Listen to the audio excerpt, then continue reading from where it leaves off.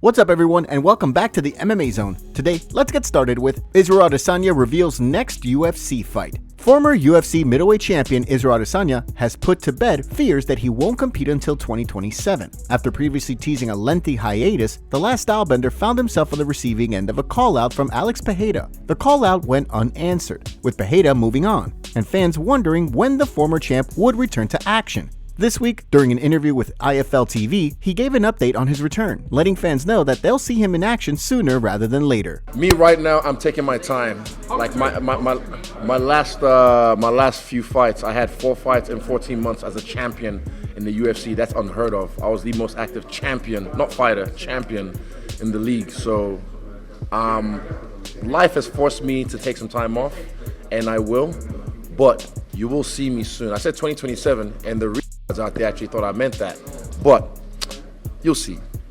Given the timing of the announcement, many have begun to wonder if Adesanya could be a part of the upcoming UFC 300 card in April. While it's unclear when he plans to return to the octagon in the new year, Dana White has assured fans that the UFC 300 card will be one of the best of all time, giving fans hope that the former champ will return for the monumental event.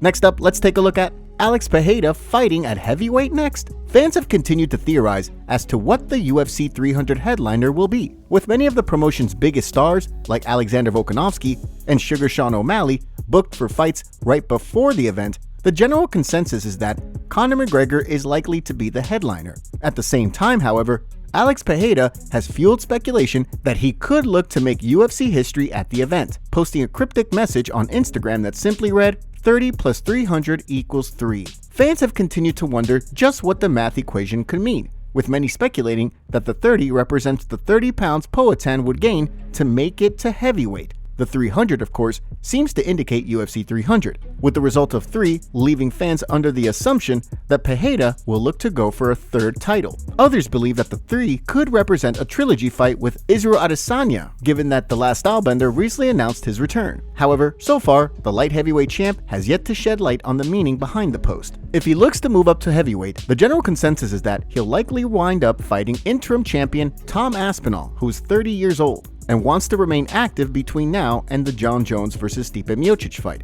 With more fight announcements for the historic event right around the corner, it'll be interesting to see how the situation plays out. Next up, let's take a look at Nickal goes off on Colby Covington.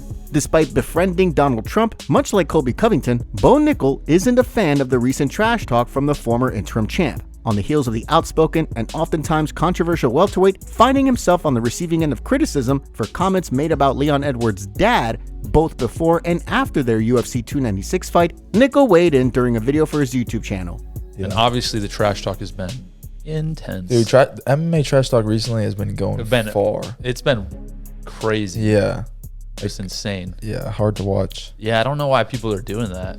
It's too much. I don't know, man. Yeah, that was insane.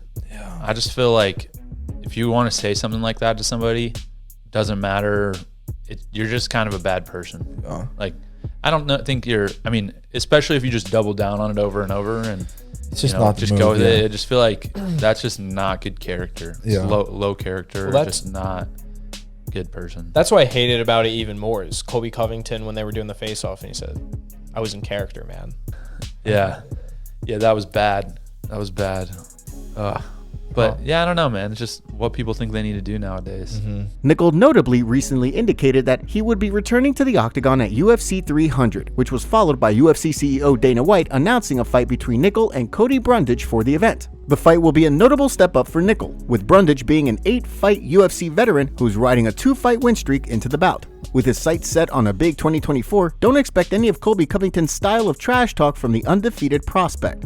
Now, let's shift gears and take a look at Dricus du Plessis reacts to rumors. At UFC 296, Dricus du Plessis and Sean Strickland came to blows after the pair were featured on the pay-per-view broadcast. After pretending to take aim at the #1 contender, Strickland asked Gilbert Burns' family to move, before then jumping over a row of chairs and unloading on du Plessis with a barrage of strikes. The way Robert Whittaker and some members of the MMA community sees things, something was off about the altercation. From the fact that the two were sat so close to one another, to the scuffle itself, there are some who feel the situation was set up. During a recent appearance on The Coach and The Casual, the #1 contender reacted to the rumors, recalling the incident.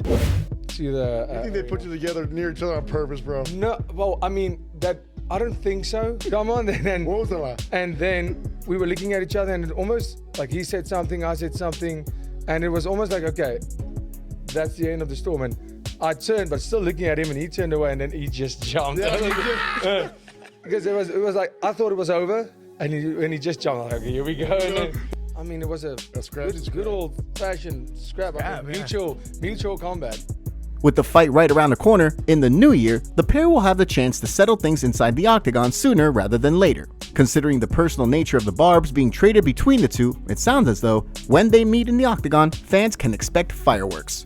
Next up, let's take a look at UFC fight updates. With the UFC currently on hiatus until the new year, let's take a look at some UFC fight updates, starting with a change to the January 13th UFC Vegas 84 card, which will now see Joshua Van compete against Felipe Bunes. The fight initially was expected to include Dennis Bonar, who's unfortunately been forced out of the scrap. UFC CEO Dana White also announced a slew of new fights for the new year, starting with a middleweight fight between Robert Whittaker and Paulo Costa at UFC 298 on February 17th. The fight will see Whittaker look to bounce back from his first non-title loss at middleweight, while Costa looks to return after being forced out of his previously scheduled fight with Khamzat Chimaev due to a staph infection in his elbow. The following week, White announced a rematch between Yair Rodriguez and Brian Ortega on February 24th. The bout will serve as the co-main event of UFC Mexico, with the two featherweights set to compete in a 5-round affair. Rodriguez will be looking to bounce back from a loss to Alexander Volkanovski, while Ortega will be looking to return after suffering a shoulder injury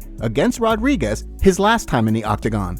In addition, White also announced a fight between Aaron Blanchfield and Manon Fior at UFC Fight Night Atlantic City on March 13th. The fight will see Blanchfield look to build on an impressive win streak that saw her rattle off back-to-back wins in 2023, while Fior looks to build on a win streak of her own that most recently saw her defeat Rose Namajunas back in September. With plenty of time between now and the UFC's return, expect more and more fight announcements. Now, let's take a look at Aljamain Sterling calls out UFC managers. After Aljamain Sterling lost the bantamweight title, he sought a rematch against Sugar Sean O'Malley, with the expectation among fans being that he would either get the rematch or his teammate Merab Dvalishvili would get the next crack at the belt. Neither of those happened, with the UFC ultimately announcing a rematch between O'Malley and Chito Vera for the new year. While speaking to MMA Junkie on the World MMA Awards red carpet, Sterling spoke about the bantamweight title picture, shining a light on the way the promotion handles title shots. We know how the UFC works. It's a little bit more on popularity sometimes in a business standpoint, and I get that. I would like for us to eventually get back to the merit side of things. That's what I'm all about, man. I feel 100%. But at the end of the day, it's the UFC show. They run the business. They see the dollar signs before anything else. So I get that aspect of it. They got to feed themselves. They got to feed us. And they got to feed their shareholders now, you know. So I get all of that. I do wish some of these fighters would step up and bang their drum a little bit.